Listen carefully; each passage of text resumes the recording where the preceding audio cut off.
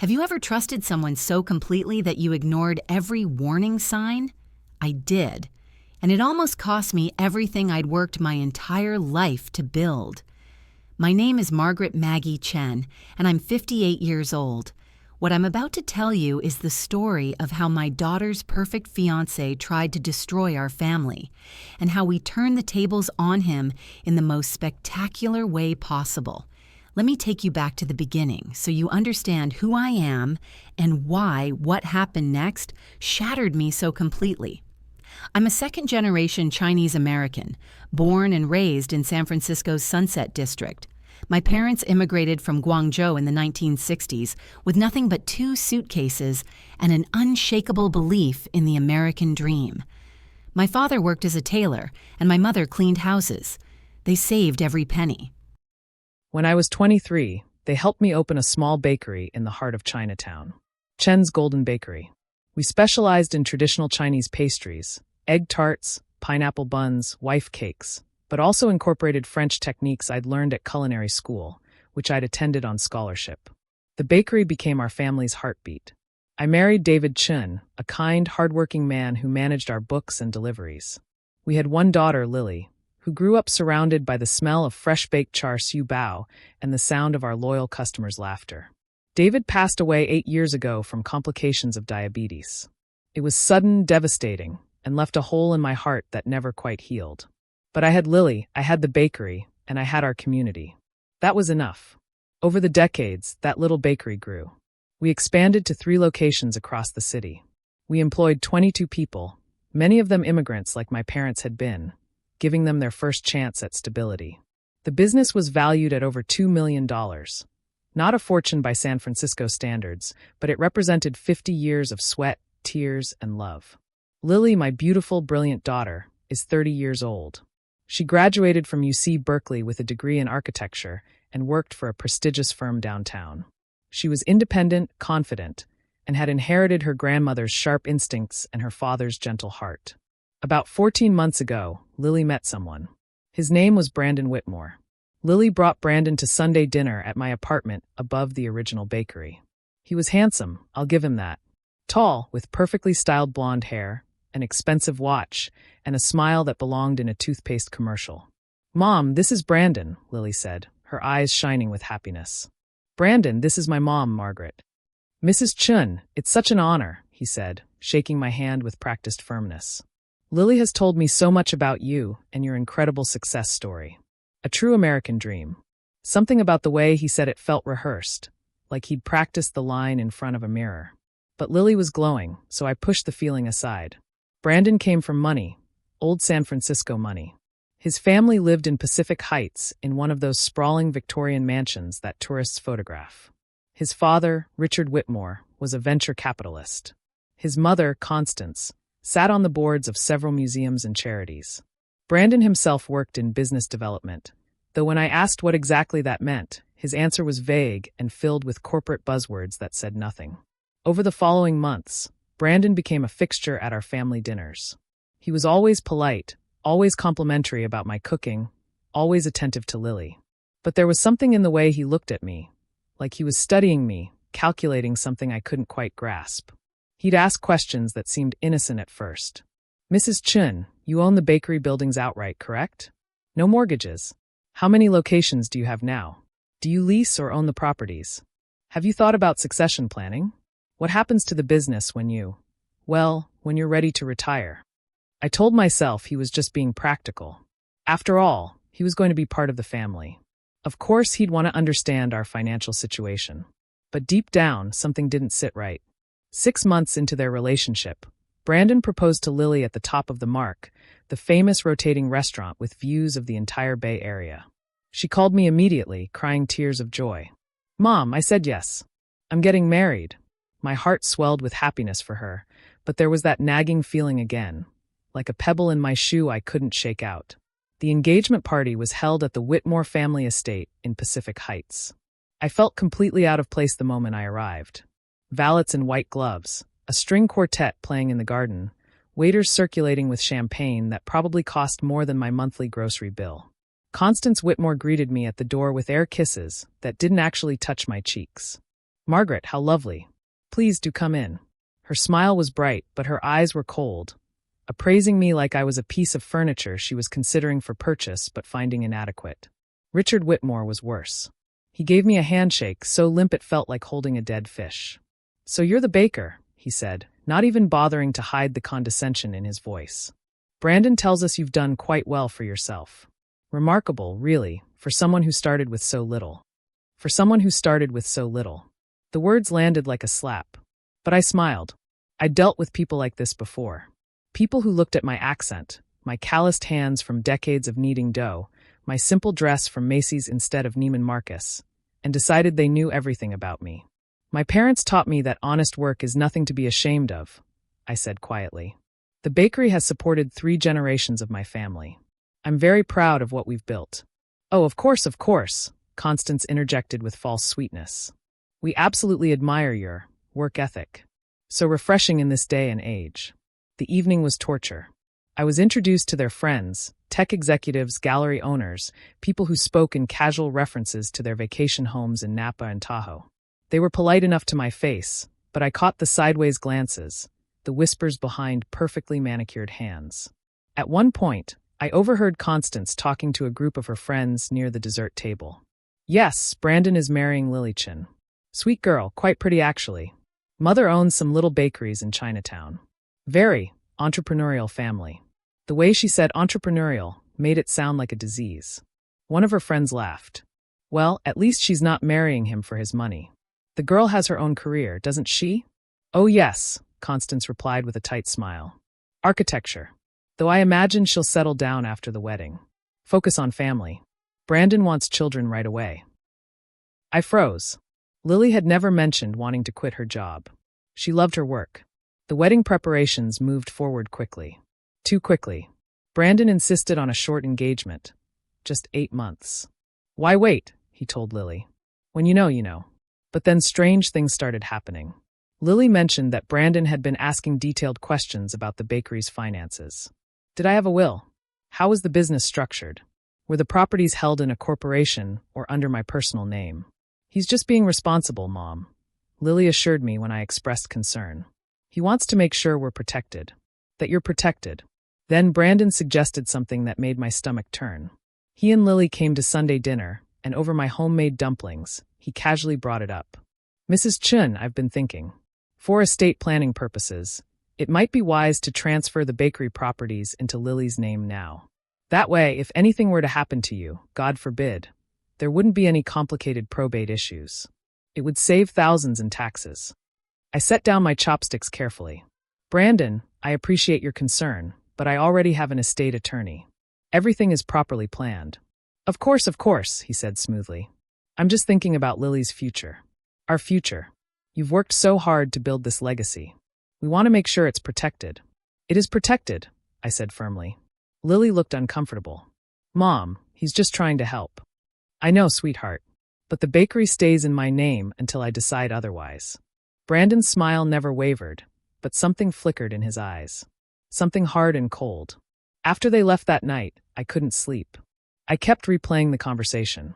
The way Brandon had phrased everything. Transfer into Lily's name. Not your family's name or a family trust. Specifically Lily's name. And once they were married, anything in Lily's name would become community property. Brandon would have legal access to everything. I called my oldest friend, Susan Wong, who owned a restaurant supply company. I needed to talk to someone I trusted. Susan, am I being paranoid? Or does something feel wrong here? Trust your gut, Maggie, Susan said firmly. Your instincts kept you alive in business for 50 years. Don't ignore them now. Over the next few weeks, I noticed Lily changing. She started canceling our weekly dim sum dates, always with apologetic texts. Sorry, Mom, Brandon planned something. Rain check. When we did meet, she seemed distant, distracted. She'd check her phone constantly, and whenever Brandon called, she'd excuse herself to take it privately. One afternoon, she came to the original bakery location. I was in the back, testing a new recipe for matcha Swiss rolls. She sat at my work table, and I could see she'd been crying. Mom, can I ask you something? Always, baby. What's wrong? Do you like Brandon? The question caught me off guard. I carefully measured my words. Lily, what matters is whether you love him. Whether he treats you well. Whether he makes you happy. That's not what I asked. I wiped my hands on my apron and sat down beside her. Honestly, something about him doesn't feel right to me. But I've been wrong before. Maybe I'm just being overprotective. Tears spilled down her cheeks. He keeps pushing me to ask you about the business. About your assets. About your retirement plans. When I tell him it's none of our business, he gets angry. He says I'm not thinking about our future together. My blood ran cold. Lily, listen to me very carefully. If something doesn't feel right, you need to trust that feeling. But the wedding is in 3 months. The deposits are paid. Everyone's invited. I can't just. Yes, you can. You can do anything you need to do to protect yourself. She shook her head. Maybe I'm overreacting. Maybe he's just being practical. His family is very focused on financial planning. Or maybe, I said gently, he's focused on your inheritance. She pulled away, defensive. Mom, that's not fair. I'm sorry, sweetheart. But I love you too much not to say it. She left upset, and for the first time in our lives, we didn't hug goodbye. That night, I lay awake, my mind racing. I thought about calling off the wedding myself, forbidding it somehow. But Lily was 30 years old, independent, and forcing the issue would only push her away. I needed proof. Real, concrete proof that Brandon was not who he claimed to be. And I was going to find it. The next morning, I did something I never thought I'd do. I hired a private investigator. His name was James Reyes, a former police detective who now ran a small investigation firm in the financial district. Susan had recommended him. He'd helped her catch an employee embezzling from her company years ago. I met him in his modest office, feeling ridiculous and paranoid. Mrs. Chun, tell me what's going on, he said kindly, pouring me tea from a thermos. I explained everything. The questions about my assets, Brandon's pushiness about transferring property, Lily's sudden change in behavior, my gut feeling that something was very wrong. I know this sounds crazy, I said, embarrassed. Maybe I'm just a controlling mother who can't let go. James shook his head. Mrs. Chun, I've been doing this for 23 years. The cases that seem crazy at first are usually the ones that turn out to be true. Your instincts are telling you something. Let's find out what. He charged me a retainer of $5,000. I paid it without hesitation. If I was wrong, I'd apologize to everyone and eat the cost. But if I was right, James started digging into Brandon's background. Within a week, he called me back to his office. Mrs. Chun, sit down. You're going to want to be sitting for this. My heart hammered in my chest. James opened a folder and spread several documents across his desk. Brandon Whitmore is not who he says he is. Or rather, he is who he says he is, but his family's wealth? That's a carefully constructed fiction. What do you mean? Richard Whitmore was a venture capitalist 30 years ago. He made money during the dot-com boom, then lost almost all of it in bad investments. He's been living on credit and appearances ever since. The house in Pacific Heights? Mortgaged to the hilt. They're 3 months behind on payments. The bank is about to foreclose. I felt dizzy, but they seem so wealthy. The parties, the lifestyle. Smoke and mirrors. Constance's charity work is all volunteer positions that sound impressive, but pay nothing. They're drowning in debt. Credit cards maxed out. They've borrowed from friends, family, anyone who'll lend them money. And Brandon, James pulled out another document. Brandon doesn't have a real job. He claims to work in business development, but there's no record of steady employment. He's been involved in 3 different startups that all failed. He's got $60,000 in personal debt, student loans he's been dodging, and his car? Leased, and he's behind on payments. My hands trembled as I processed this information. There's more, James said grimly. This isn't the first time Brandon's done this. He showed me another file. 4 years ago, Brandon was engaged to a woman named Andrea Mitchell. Her family owned a successful import-export business in Los Angeles. The engagement lasted 8 months. During that time, Brandon convinced Andrea to add him to her bank accounts for wedding planning expenses. He also persuaded her father to name him as a consultant for the business. What happened? Andrea's uncle got suspicious and hired an investigator, someone I know, actually.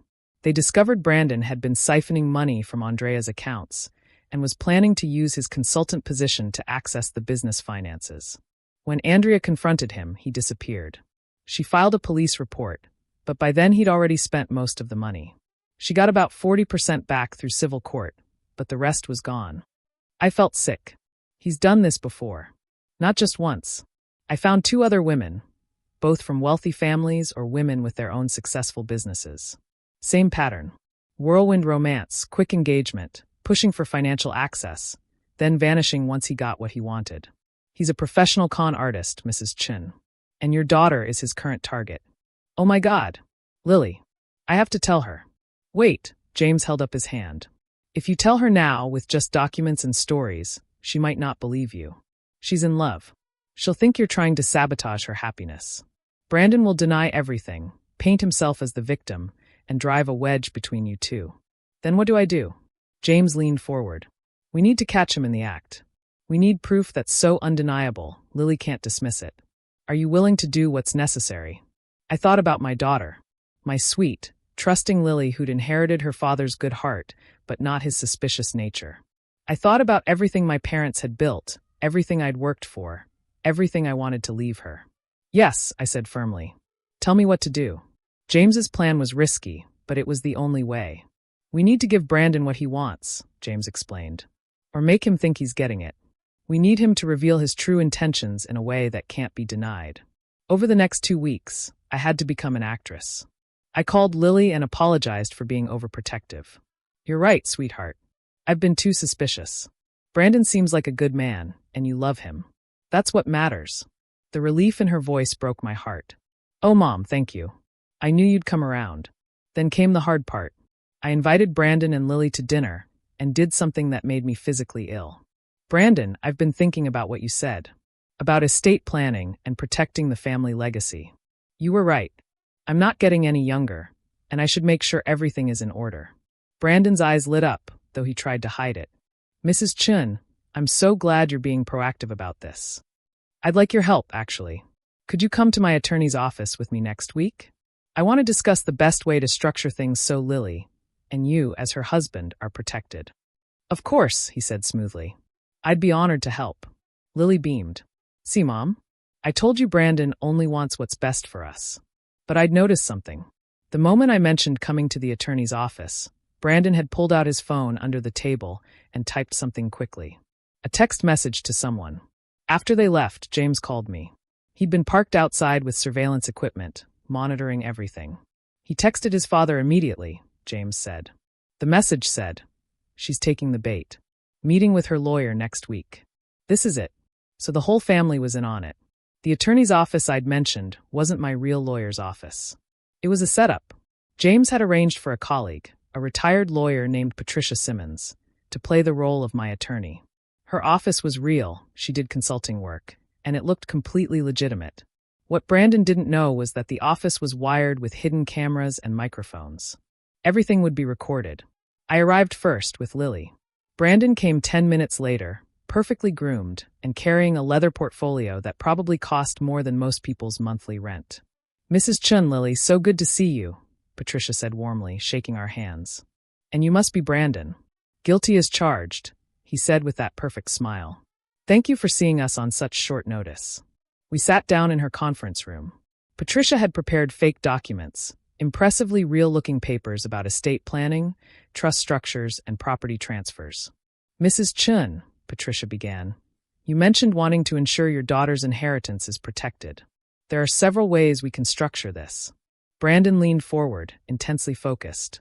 Patricia continued, we could create a revocable trust, transferring the bakery properties and business assets into it, with Lily as the primary beneficiary. Or more simply, we could transfer ownership directly to Lily now, which would avoid probate entirely. What would you recommend? I asked, playing my part. Well, direct transfer is simpler, but it does mean you'd lose control of the assets. With a trust, you maintain control during your lifetime. Brandon jumped in immediately. Mrs. Chun, I really think the direct transfer makes the most sense. Why complicate things with a trust? You and Lily have a perfect relationship. You know she'd never do anything against your wishes. Lily nodded, though she looked uncomfortable. Mom, whatever you want to do. There's no rush. Actually, Brandon said quickly, from a tax perspective, doing it sooner rather than later could save thousands. Maybe even tens of thousands. Patricia played along perfectly. He's not wrong, Mrs. Chun. The tax implications can be significant. All right, I said slowly. Let's move forward with the direct transfer. How long does it take? I can have the documents prepared in 2 weeks. Then we just need signatures, notarization, and filing with the proper authorities. The whole process might take a month. Brandon's face lit up with barely concealed triumph. That's excellent. Very efficient. Then Patricia said something we'd scripted carefully. Of course, Mrs. Chen, once the properties are in Lily's name, she'll have full legal ownership. As her husband, Brandon, you'll have community property rights to half of everything. That's California law. For just a moment, just a flash, Brandon's mask slipped. His smile became a smirk, and his eyes glittered with cold satisfaction. Community property, he repeated. Right. That's good to know. Lily looked at him, confused. Why does that matter? It's my mom's legacy, not our nest egg. Of course, honey, Brandon said, quickly recovering. I just meant it's good to understand the legalities. But I'd seen it. That momentary drop of the mask. And so had the cameras. After we left Patricia's office, Lily had to go back to work. Brandon offered to walk me to my car. Mrs. Chen, I just want to say thank you, he said as we walked through the parking garage. I know this wasn't easy for you. Lily is so lucky to have a mother who cares about her future. I just want her to be happy, I said carefully. She will be. I promise I'll take care of her. And I'll help manage the bakery business too, if you want. I have a lot of experience with business operations. We could really scale it up, maybe franchise it. Have you ever thought about selling the brand to a larger corporation? You could make millions. There it was. Not even married yet, and he was already planning to sell my life's work. That's something to think about, I said neutrally. Just say the word.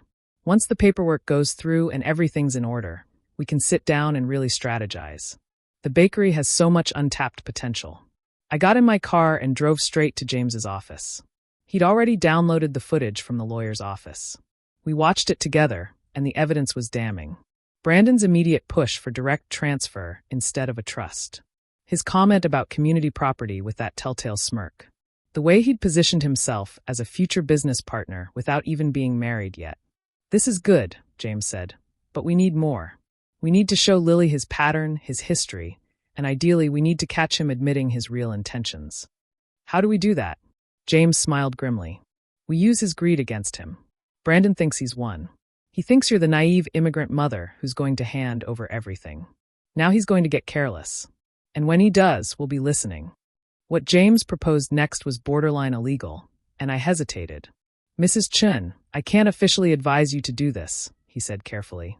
But if someone were to, hypothetically, place a recording device in a location where they had legal access, say, your daughter's apartment where you have a key and permission to enter, anything recorded there might be admissible if it captured evidence of a crime being planned. You're asking me to bug my daughter's home? I'm not asking you to do anything, James said. I'm just explaining what's theoretically possible. I thought about it for exactly 3 seconds. Tell me what I need. James provided a small device, no bigger than a USB drive, that could be hidden anywhere and would transmit audio directly to a secure app on my phone.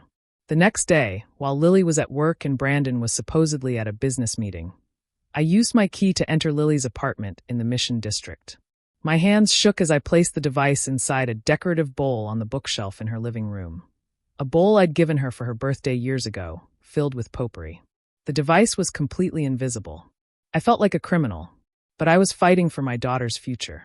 That evening, I sat in my apartment above the bakery with my headphones on, listening to the feed. For hours, there was nothing but ambient noise, traffic from the street, the hum of the refrigerator. Then, around 9 p.m., I heard the door open. I'm telling you, Dad, it's happening, Brandon's voice came through clearly. She's transferring everything. 2 weeks for the paperwork, then another 2 to process. By the time we're married, it'll all be in Lily's name, which means it's community property. We're looking at $2 million minimum. My blood turned to ice. Another voice, older, refined, responded. Richard Whitmore. Are you absolutely certain? We can't afford another Andrea situation. We need this to work. It's airtight this time. The old lady trusts me. Lily's completely oblivious. And even better, Mrs. Chen is so old school. She doesn't understand how community property works. She thinks giving it to Lily keeps it in the family. She has no idea that once we're married, I have legal access to half of everything. And the prenup? Brandon laughed, a cold, cruel sound I'd never heard from him before. There isn't one. I told Lily that asking for a prenup would insult her mother, imply I didn't trust her. She agreed. Said it would look like I was marrying her for money. Brilliant, Richard said. And after the wedding? We wait 6 months, maybe a year. Long enough that it doesn't look suspicious. Then we start pushing Lily to make changes. Sell the bakeries, invest the money in my business ventures. Or better yet, we convince the old lady she's too old to manage everything and needs to step back. Lily becomes the face of the business, but I control the decisions. What if Lily resists? She won't. I've been conditioning her for months. Every time her mother questions something, I frame it as Margaret being controlling, old-fashioned, not understanding the modern world. Lily's already starting to see her mother as the problem. By the time we're married, she'll do whatever I suggest. I felt tears streaming down my face. This was worse than I'd imagined. Richard continued. And if she still resists? Brandon's voice turned cold.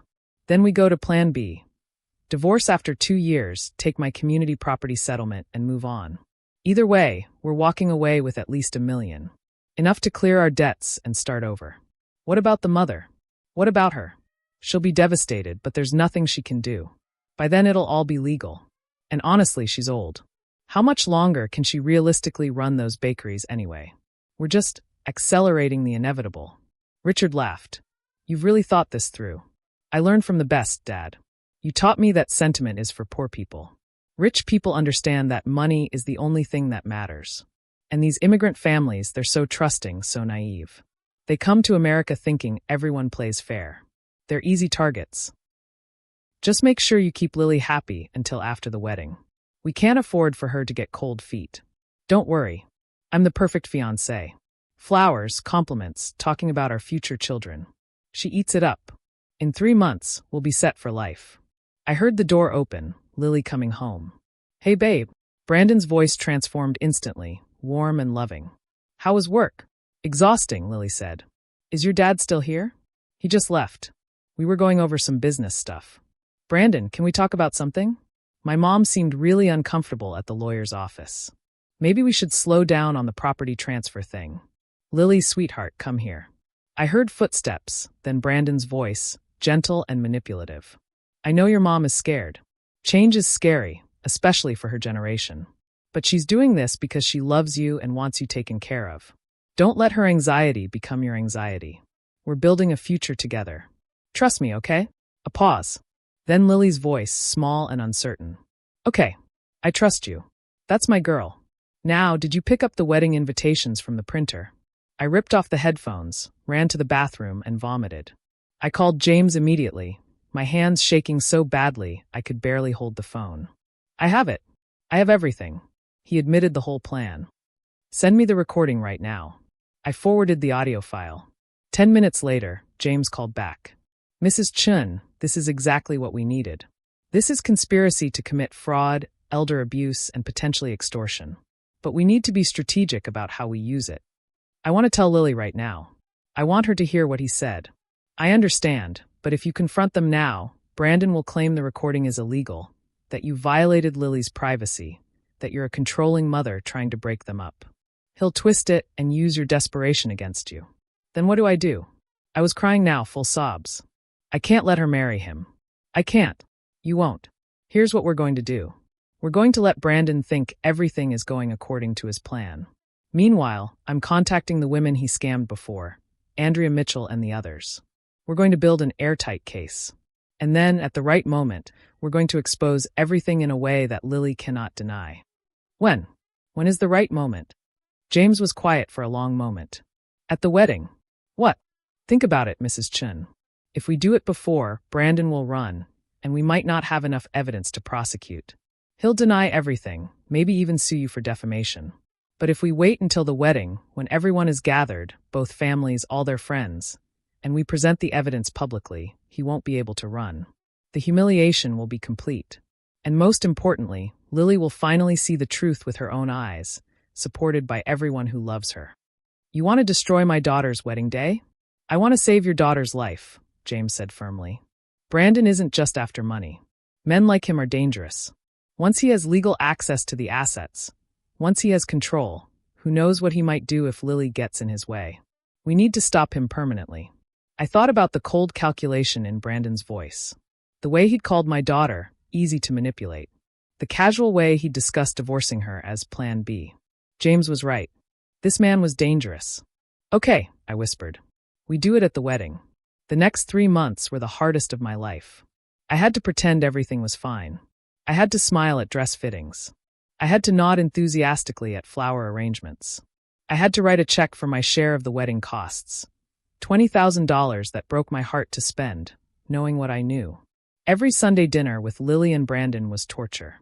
He'd sit at my table, eating my food, complimenting my cooking, calling me mom, and all I could think about was that recording.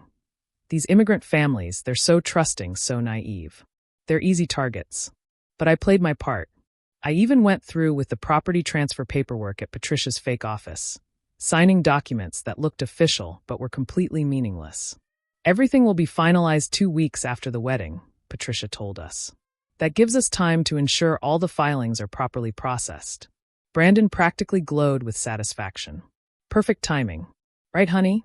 Lily smiled, but I could see the stress around her eyes. I still think we should have waited until after the honeymoon. But if Mom's lawyer says this is best. Meanwhile, James was building our case. He tracked down Andrea Mitchell in Los Angeles. She agreed to testify and provided documentation of everything Brandon had stolen from her. Bank records, text messages, even a recorded voicemail where Brandon had threatened her when she demanded her money back. He found the other 2 women as well. One lived in Seattle now, running a small tech company. The other had moved to New York. Both had eerily similar stories. Both were willing to help. James also discovered something else. Constance Whitmore had been arrested 15 years ago for writing bad checks. The charges were dropped after Richard paid restitution, but it showed a family pattern of financial fraud. We gathered everything: the recordings, the victim testimonies, the financial records proving the Whitmores' debts and deceptions, the evidence of Brandon's non-existent job, even traffic camera footage showing Brandon meeting with his father multiple times at a coffee shop near my bakery, always right after he'd been to see me or Lily. Everything was compiled into a comprehensive presentation. James hired a tech specialist to edit everything together into a clear, undeniable narrative. When we show this at the wedding, James said, there will be no ambiguity. No room for Brandon to talk his way out. The truth will be impossible to ignore. 1 week before the wedding, Lily came to see me at the bakery. She looked exhausted. Mom, can we talk? My heart raced. Of course, baby. What's wrong? Nothing's wrong, exactly. It's just, do you ever feel like you're making a huge mistake, but you've gone so far that you can't turn back? I wanted to scream yes. I wanted to tell her everything right then. But James had made me promise to wait. Lily, what are you saying? She twisted her engagement ring around her finger. Brandon's been different lately. More focused on money, on the business. He keeps talking about maximizing our assets and leveraging opportunities. He doesn't talk about us anymore. About our life together, our future children, the things that matter. Have you told him how you feel? I tried. He said I was being emotional, that I was stressed about the wedding. He said once everything settles down, things will be better. She looked up at me with tears in her eyes. Mom, what if I'm marrying the wrong person? This was my moment, my chance to tell her everything. But something held me back. Maybe it was James's warning ringing in my ears. If you tell her now, she might not believe you. She might even warn Brandon. Or maybe it was something else. Maybe I knew that Lily needed to see the truth for herself, in an undeniable way, or she'd always wonder if I'd manipulated her. So instead, I took her hands in mine. Lily, I want you to promise me something. What? Promise me that if, at any point, even on your wedding day, you feel that something isn't right, you'll trust that feeling. You'll speak up. No matter what anyone else thinks, no matter how embarrassing it might be. Promise me you'll choose yourself. She looked confused. Mom, that's a weird thing to ask. Promise me, Lily. Okay, I promise. I hugged her tight, breathing in the scent of her hair, and prayed I was doing the right thing. The wedding was held at the Presidio Officers Club, an elegant historic building overlooking the Golden Gate Bridge. The Whitmores had insisted on the venue, expensive, prestigious, and completely beyond their means. I later learned they'd maxed out yet another credit card to pay their share. I arrived early, my stomach in knots. I wore a traditional Chinese qipao in deep burgundy silk, my mother's, altered to fit me. It felt appropriate to wear something that represented where I came from, what I'd survived, what I was fighting to protect. James was already there, dressed as a guest, with the tech specialist Marcus posing as his plus one.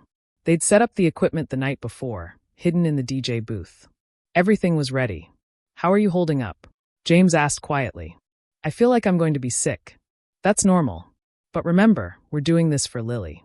By tonight, she'll be free." Guests started arriving.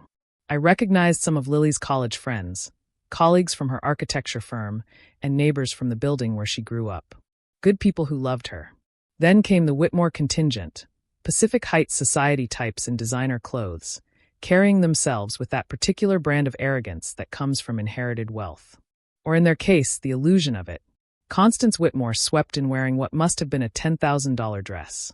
She greeted me with the same air-kiss fakery as always. "Margaret, how quaint you look. Is that vintage?"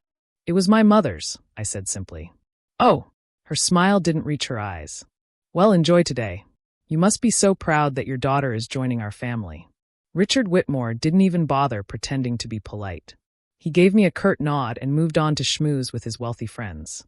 I saw Andrea Mitchell slip in quietly near the back. James had flown her in from LA. She wore dark glasses even though we were indoors, trying to be inconspicuous. When our eyes met, she gave me a small nod of solidarity. The other victims were there too, scattered among the guests, all waiting for the moment of truth. Then I saw Lily. She emerged from the bridal suite, and my breath caught. She was breathtaking in a simple, elegant gown, modern with clean lines, nothing like the ostentatious dress Constance had pushed for. Her hair was swept up, showing her grandmother's jade earrings, the ones my mother had worn on her own wedding day. But her eyes were red. She'd been crying. My sister-in-law Jean, who was helping with the bridal party, pulled me aside. "Maggie, I'm worried about Lily. She's been in the bathroom crying for 20 minutes. She won't tell me what's wrong." My heart clenched. "Where is she now?"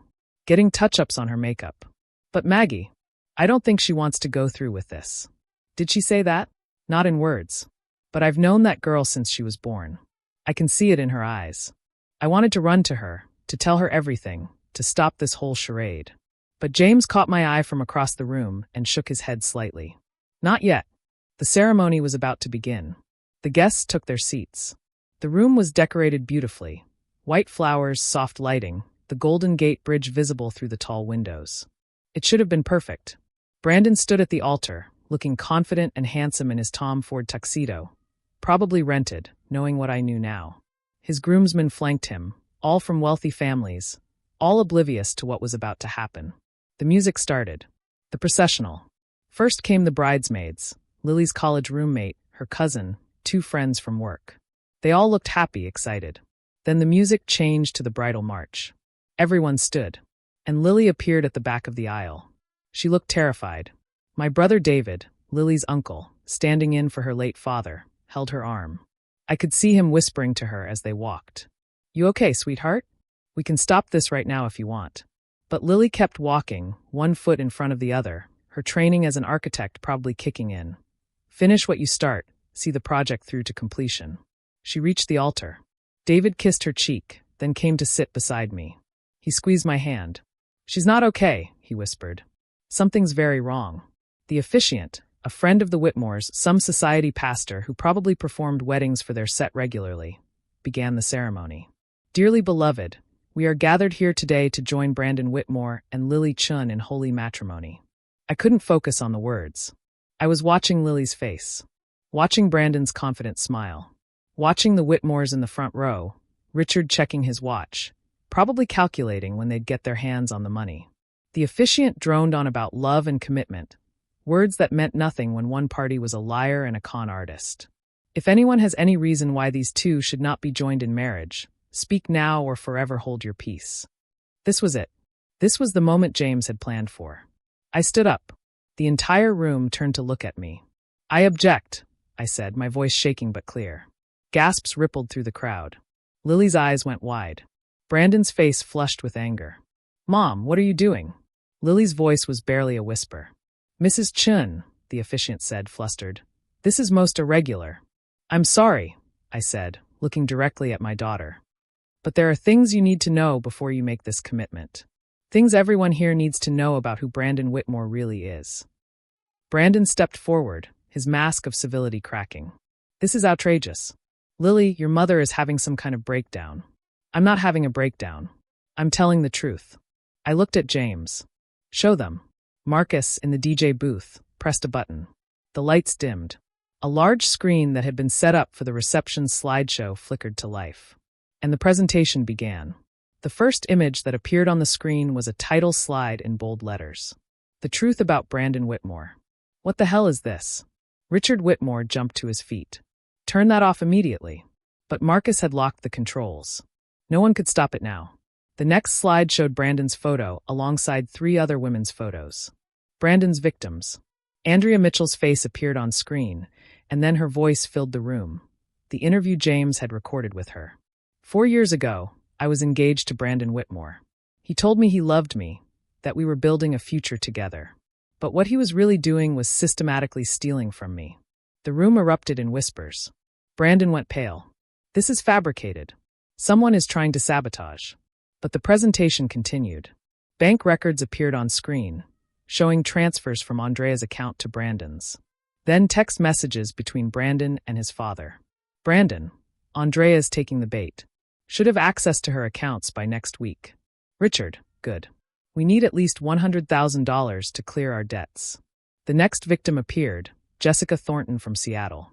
Brandon courted me for 6 months. He convinced me to make him a partner in my company. Within 3 months, he'd transferred $75,000 to offshore accounts. More documentation. More proof. The third victim, Maria Santos from New York. He said he loved me. He said we'd grow old together.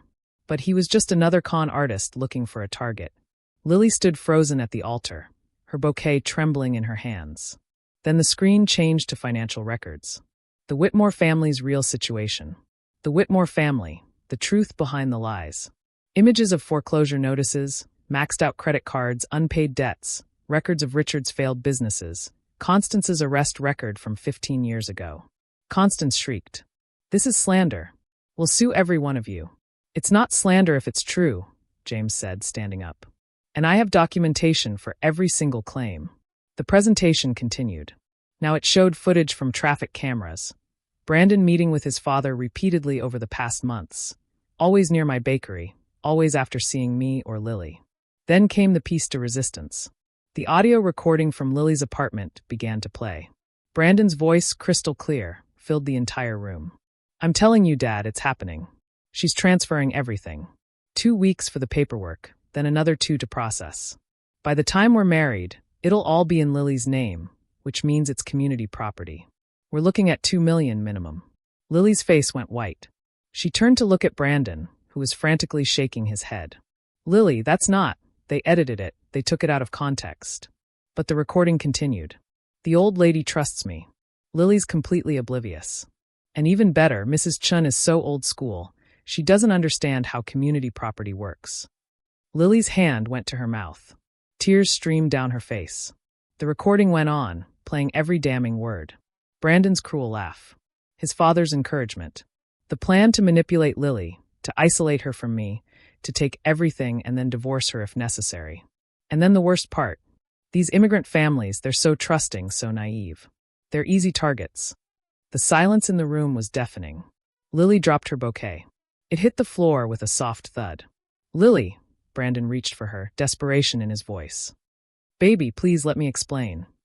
Don't touch me. Her voice was cold, dead. Don't you ever touch me again. This is all a misunderstanding. Your mother put someone up to this. She faked those recordings. Those are your voices, Lily said quietly. I know your voice, Brandon. I know your father's voice. Those are real. Richard Whitmore was trying to push his way to the door, but several of Lily's uncles, big men who worked in construction, blocked his path. I don't think so, my brother David said. You're going to stay right here and face what you've done. The final slide appeared on the screen. Brandon Whitmore has been reported to the San Francisco Police Department for fraud, elder abuse, and conspiracy. Officers are waiting outside. And as if on cue, police officers entered the room. The next few minutes were chaos. Brandon tried to run, but the officers caught him at the door. Mr. Whitmore, we need you to come with us for questioning. This is insane. I haven't done anything illegal. Those recordings are fake. The recordings have been authenticated by forensic experts, one of the officers said calmly. And we have testimony from multiple victims. You'll have a chance to tell your side at the station. Richard and Constance were also detained. Constance was hysterical, screaming about lawyers and lawsuits. Richard went quietly, his face gray with defeat. As they were let out in handcuffs, the wedding guests sat in stunned silence. And Lily collapsed. I ran to her, catching her before she hit the floor. She sobbed in my arms, her beautiful wedding dress crumpling around us. Mom, I'm so sorry. I'm so sorry I didn't believe you. I'm so sorry. Shuh, baby, shuh. It's not your fault. None of this is your fault. I almost married him. I almost gave him everything. I almost lost you. But you didn't. You're safe now. We're both safe. My brother and sister-in-law surrounded us, creating a protective circle. Lily's friends rushed over, all talking at once, offering support, expressing shock and outrage. Andrea Mitchell approached slowly. Lily? I'm Andrea. I'm one of the women in the video. Lily looked up at her, eyes red and swollen. I just wanted to tell you, Andrea continued, that you're incredibly lucky. Your mother saved you from years of pain. Brandon destroyed my life. But you still have yours. Lily reached out and squeezed Andrea's hand. Thank you for coming forward. Thank you for helping stop him. The other victims came forward too, one by one, sharing their stories with Lily, showing her that she wasn't alone, that this wasn't her fault. James appeared beside me. Mrs. Chun, the police want a statement from you and Lily whenever you're ready. But there's no rush. Tomorrow is fine. What's going to happen to them? Brandon's looking at serious charges, fraud, conspiracy, possibly extortion. With 3 other victims willing to testify, the DA has a strong case. Richard and Constance will face charges too, probably as accessories. They're looking at significant prison time. I felt a grim satisfaction. Good. We didn't have a wedding that day, but we did have a gathering. Once the police left with the Whitmores, once the initial shock wore off, something unexpected happened. The guests didn't leave. Instead, they rallied around Lily. Someone suggested we shouldn't let all the food go to waste. Someone else pointed out that the bar was already paid for. And gradually, what should have been the worst day of Lily's life transformed into something else. A celebration of survival, of truth, of family. The DJ, once he understood what had happened, started playing music. Not wedding songs, but upbeat, empowering anthems. Lily's friends surrounded her, helping her out of her wedding dress and into a simple sundress someone had in their car. The catering staff, bless them, started serving the meal. My brother made a toast. To Lily, who is stronger than she knows. And to Maggie, the fiercest mother I've ever known. To family, to truth, and to dodging bullets. Everyone raised their glasses. Lily found me on the terrace overlooking the Golden Gate Bridge. The sun was setting, painting the sky in shades of orange and pink. Mom, how did you know? How did you figure it out? I told her everything. The private investigator, the fake lawyer's office, the recording device, the months of investigation and planning. I was so scared, I admitted. Scared I was wrong, scared I'd lose you if I was right, scared I'd ruin your life by exposing the truth. You saved my life, Lily said firmly. Mom, if you hadn't done this, I'd be married to him right now. He would have taken everything, the bakery, your legacy, Grandma and Grandpa's legacy. And he would have destroyed me in the process. I couldn't let that happen. She hugged me tight. I'm sorry I didn't trust your instincts. You felt something was wrong from the beginning, and I dismissed it. You were in love. Or you thought you were. That's not something to apologize for. I don't know if I was in love with him, or with the idea of him. The perfect family, the fairy tale wedding, all of it. She wiped her eyes. How did I not see who he really was? Because people like Brandon are professionals. They know exactly what to say, how to act, how to make you doubt your own instincts. This wasn't your failure, sweetheart. This was his crime. We stood together, watching the sun set over the bay, and for the first time in months, I felt like I could breathe. The legal proceedings took several months. Brandon, Richard, and Constance were all charged with conspiracy to commit fraud, attempted grand theft, and elder abuse.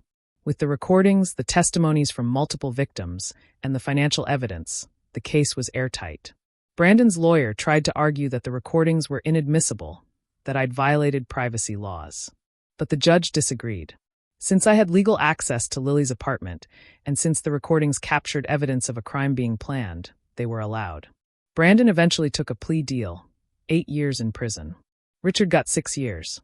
Constance, who cooperated with prosecutors and testified against her husband and son, got 3 years and probation. The restitution hearings were even more revealing. It turned out the Whitmores had scammed at least 7 other people over the years, not just the 3 women we'd found. The total damages exceeded $5 million.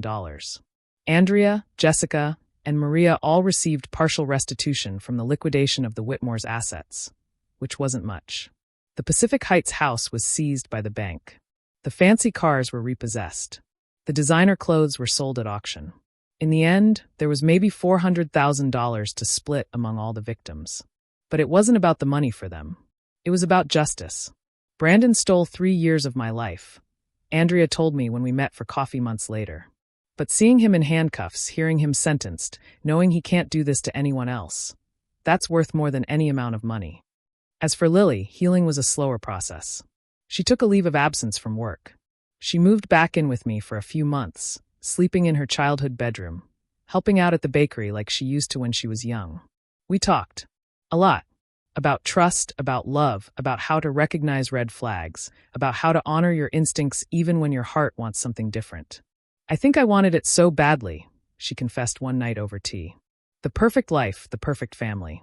Dad was gone, and I think I was trying to fill that hole with Brandon's family, their world, their acceptance. Your father would have seen right through Brandon, I said. He had good instincts about people. Like you do. Like you do too. You just need to learn to trust them. She started therapy, working through the betrayal, the manipulation, the damage to her self-trust. Her therapist helped her understand that she'd been a victim of a sophisticated con, not a fool. Slowly, she started to heal. A year after the wedding that never happened, Lily moved back into her own apartment. She returned to work, threw herself into her architecture projects, and slowly rebuilt her confidence. She started dating again, eventually, but very cautiously, very slowly, with clear boundaries and healthy skepticism. She brought every new potential partner to Sunday dinner, so I could meet them, and we had a code. If I served jasmine tea instead of oolong, it meant I had concerns. I served jasmine tea twice. Both times, my instincts proved right, and Lily ended those relationships before they got serious. The third time, I served oolong. His name was Kevin Wu, a high school math teacher with a gentle soul and a genuine smile. His parents were immigrants too, from Taiwan. And when he met me, he bowed respectfully and thanked me for raising such an incredible daughter. Mrs. Chun, I just want you to know, he said earnestly, I'm not here for your business or your money. I'm here because your daughter is the smartest, kindest, most beautiful person I've ever met, and I'd be honored just to be in her life. I served him oolong tea, and I meant it. They got engaged 2 years later.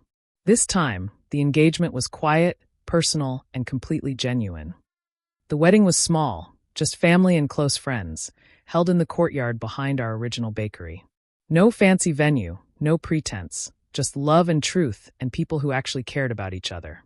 I walked Lily down the aisle myself, wearing my mother's cheapao again. And when the officiant asked if anyone objected, the room filled with gentle laughter. I think we're good this time, Lily said, squeezing Kevin's hand. As for the bakery, Lily and I became true partners. She kept her architecture career but also helped me modernize the business. New marketing, online ordering, expansion plans that were smart and sustainable. We created a scholarship fund in David's name, helping young people from immigrant families attend culinary school. We hired Andrea as our business consultant. She'd rebuilt her life and was now helping other small businesses avoid fraud. And every Sunday, we closed the bakery early and had family dinner. Just like always. Today, at 63 years old, I look back on that terrible, terrifying year and see it as one of the most important of my life. Not because of what Brandon tried to do, but because of what Lily and I learned. We learned that trust must be earned, not freely given. That love without respect is worthless. That your instincts are worth listening to, especially when everyone else tells you you're wrong. We learned that sometimes the kindest thing you can do for someone you love is tell them a truth they don't want to hear. That protecting your family might mean making yourself unpopular.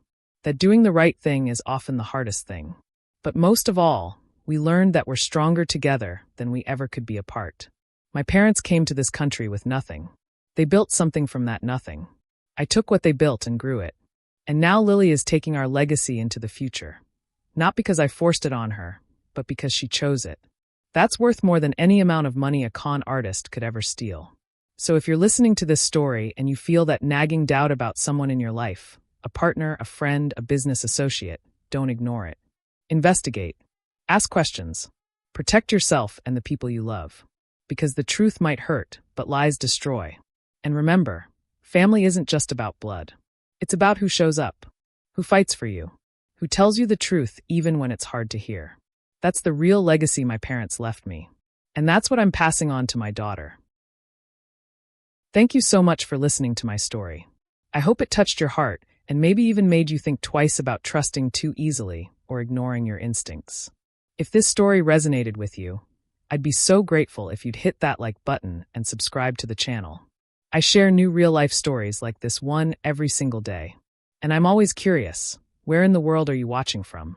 Drop a comment below with your city and the time right now. I love knowing I'm connecting with people all over the globe. If you'd like to support the channel even more, you can send a small donation. Every bit helps me continue bringing these stories to you.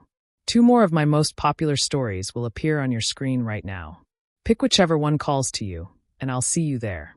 Until next time, remember, trust your gut, protect your heart, and never let anyone make you doubt your worth.